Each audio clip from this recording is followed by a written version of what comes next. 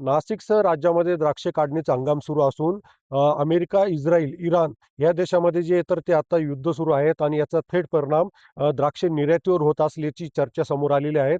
तर याच्यावर आपल्यासाठी बोलण्यासाठी द्राक्ष बागायतदार संघाचे अध्यक्ष कैलासराव भोसले आहेत. भोसले साहेब, जे काही आता अमेरिका, इस्रायल आणि इराण याच्यामध्ये जो काही युद्ध चालू आहे, तर याचा द्राक्ष निर्यातीवर काय परिणाम होतो, काय सांगाल?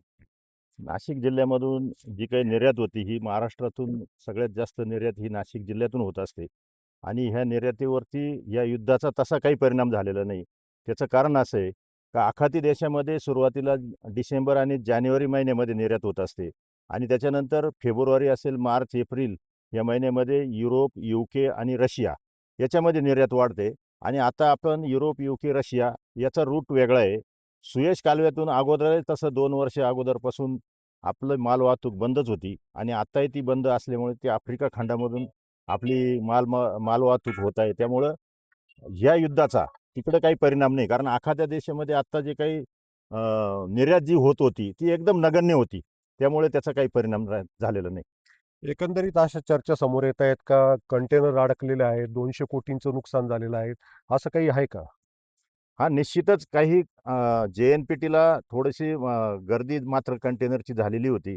कारण आखाती देशामध्ये कांदा असेल, केळी असेल किंवा इतरही काही तांदूळ असेल किंवा बाकीचे काही फळं असतील, हे आखाती देशामध्ये जाण्यासाठी जे थांबले होते, त्याच्यामुळे JNPT पोर्टवरती निश्चित गर्दी झालेली, ट्रॅफिक जाम होती. पण आता ते सुरळीत होत आहे सगळीकडे. नाही, नाही. एकंदरीत त्या ठिकाणी द्राक्ष काही निर्यात होत होती आणि 200 कोटीचं नुकसान झाले चर्चा समोर आहेत. काय सांगाल? नाही, तशी काही चर्चा आणि आकडेवारी अजून तरी अद्याप आमच्यापर्यंत आलेली नाही. कारण मी द्राक्ष बागायतदार संघाबरोबर निर्यातदार संघटनेचं पण अध्यक्ष म्हणून काम बघतोय. मी सगळ्यांशी चर्चा केली. तशी काही अजून आपल्यापर्यंत ती चर्चा आलेली नाही. एकंदरीत पाहता आज रोजी द्राक्ष काढणीचा हंगाम सुरू आहे. काय बाजारभाव आहेत आणि ह्या काही युद्धाचा काही या बाजारभावावर परिणाम होईल का? एकंदरीत जी निर्यात सुरू आहे, या निर्यातीमध्ये ह्या वर्षाचे दर खूप चांगल्या प्रकारे टिकून आहे निर्यातीला आणि या युद्धामुळे दरावरती अजून तरी अद्याप काही परिणाम झालेला नाही. निर्यात आजही चालू आहे आणि जी काही निर्यात दरवर्षी होत असते, पण मागच्या वर्षी मेमध्ये जो काही अवकाळी पाऊस चालू झाला आणि 6 महिने सलग पाऊस पडला, त्याच्यामुळे मुळात उत्पादनच हे 30% आलं. 70% उत्पादन न आल्यामुळं निर्यातीमध्ये माल कमी असल्यामुळे दरावरती चांगला परिणाम झालेला आहे. मागच्या वर्षापेक्षा दुप्पट दर आपल्याला काय मिळत दर आहे. आहे?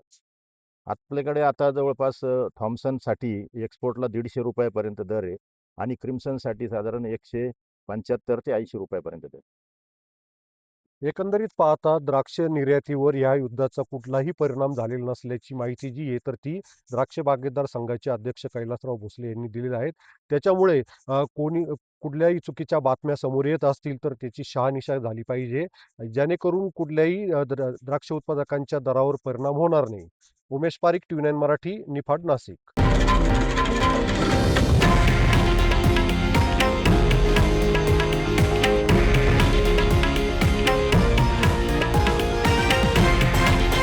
हे आहे देशातील नंबर 1 न्यूज नेटवर्क आणि आपण पाहत आहात TV9 मराठी, एकमेव.